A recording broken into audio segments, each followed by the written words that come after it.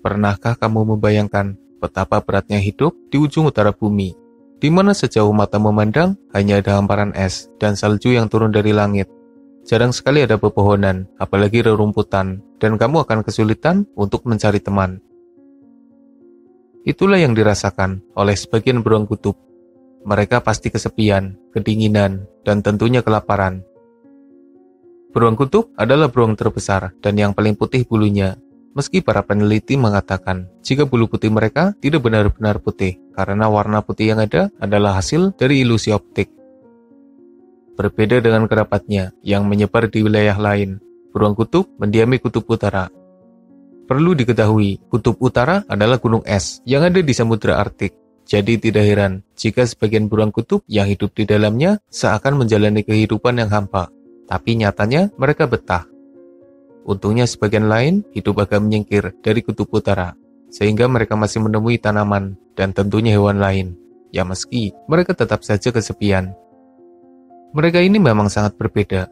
Selain habitatnya yang jauh, mereka juga lebih tahan dengan cuaca dingin, bahkan yang ekstrim sekalipun. Bahkan jika cuaca terlalu hangat, maka beruang ini akan merasa tidak nyaman dan harus mendinginkan tubuhnya supaya tidak mengalami masalah. Selain kondisi habitatnya yang memang hampa dan sepi, burung kutub sendiri adalah hewan soliter yang jarang sekali berkumpul.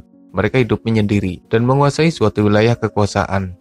Burung kutub hanya berkumpul ketika musim kawin, atau ketika induk membesarkan anaknya, atau ketika makanan berlimpah yang bisa dimakan bersama. Dengan kondisi habitat yang hampa, tidak ada tanaman normal, tidak banyak hewan lain yang bisa ditemui, dan sifatnya yang memang penyendiri. Apakah beruang kutub merasa kesepian atau mereka malah menikmati perannya itu? Yang jelas, jika dilihat dari sudut pandang manusia, mereka pastinya sangat kesepian. Bergeser ke tengah, tepatnya di pegunungan di Asia Tengah hingga Asia Selatan, ada sosok macan tutul salju atau snow leopard. Kucing besar yang eksotis ini memang menarik perhatian banyak orang. Mereka adalah kucing besar yang hidup di wilayah terpencil, jauh dari kerabatnya, dan bahkan jauh dari hewan lain pada umumnya. Macan tutul salju sebenarnya sama seperti kucing pada umumnya, di mana mereka adalah hewan soliter yang hidup sendiri. Tapi kesendiriannya bisa dibilang sangat ekstrim. Mereka memilih tempat yang sangat terpencil. Mereka tidak suka bersosial dengan jenisnya, apalagi dengan hewan lain. Bahkan mereka juga begitu enggan bertemu atau bahkan bermasalah dengan manusia. Dengan perangainya yang penyendiri, macan tutul salju dianggap sebagai salah satu hewan yang paling susah ditangkap. Sebelum ada orang yang mendekatinya, mereka sudah memantau dari ketinggian. Pura-pura mau ditangkap, didekati aja sudah ketahuan, karena posisinya yang lebih tinggi di bebatuan di atas pegunungan.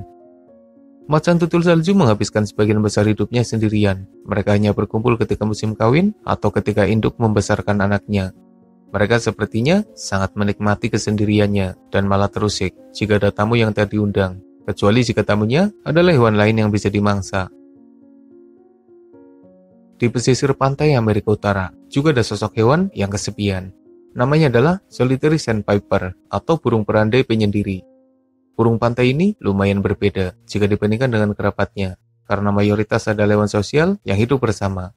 Sementara solitary sandpiper lebih suka hidup menyendiri dan jarang sekali bergaul dengan jenisnya, apalagi dengan hewan lainnya.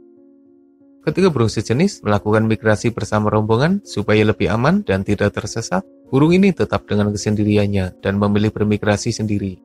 Mereka yang hidupnya di sekitar pantai juga tidak bersarang, seperti burung sejenis pada umumnya.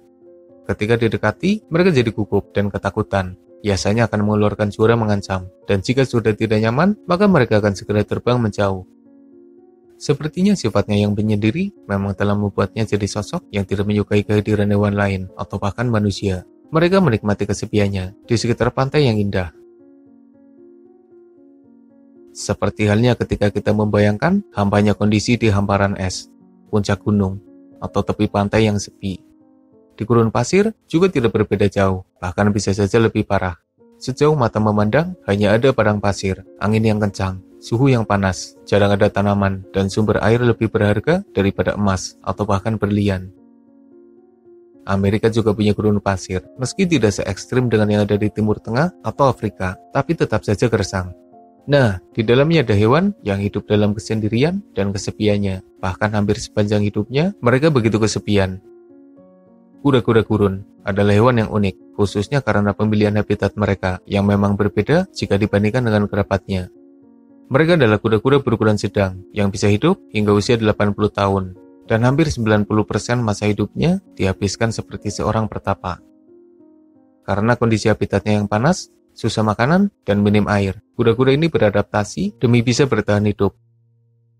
Mereka menggali tanah dan pasir atau mencari celah bebatuan, lalu berlindung di dalamnya, menyendiri, berdiam diri, dan seperti halnya para pertapa, mereka tidak melakukan apapun dan terus berpuasa dalam waktu yang lama. Sebagai hewan dengan metabolisme yang lambat, kuda-kuda gurun bisa bertahan tanpa makan dan minum, asalkan mereka tidak kehilangan cairan di tubuhnya karena cuaca panas. Berdiam diri di tempat teduh jadi pilihan yang tepat. Tapi kebayang gak sih, menghabiskan hampir sepanjang hidup hanya berdiam diri di tempat sempit yang sepi, tanpa ada teman atau hewan lain yang bisa diajak berinteraksi.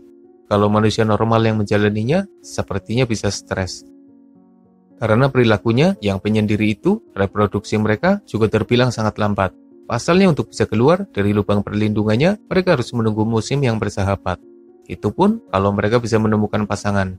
Dan kalaupun bisa bereproduksi, anak-anaknya rentan mati, karena hanya 2% saja peluang hidupnya. Bayangin aja, baru menetas dan hanya melihat hamparan padang pasir yang gersang. Nggak pernah ketemu induknya, nggak ada yang ngajarin cara bertahan hidup, dan mereka dipaksa bertahan hidup dengan mengikuti insting dan beradaptasi dengan cepat mengikuti kondisi di sekitarnya. Sepertinya, jika harus memilih hewan mana yang paling kesepian, maka kuda-kuda gurun ini yang akan Edwin pilih. Karena jika dilihat dari sudut pandang manusia, mereka adalah sosok yang paling kesepian, di tempat yang sangat hampa, hidupnya berat, dan tidak berwarna sama sekali.